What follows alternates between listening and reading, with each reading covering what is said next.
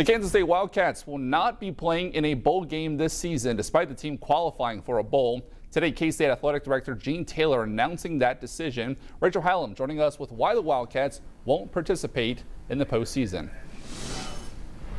Dylan, it has been a busy week in Manhattan, to say the least. Today, Athletic Director Gene Taylor said following the recent coaching change and, of course, a conversation with players, the team has chosen not to accept that bowl invitation. Taylor also added it was not in the school's best interest to field the team because of the coaching staff transition and several uncertainties regarding player availability.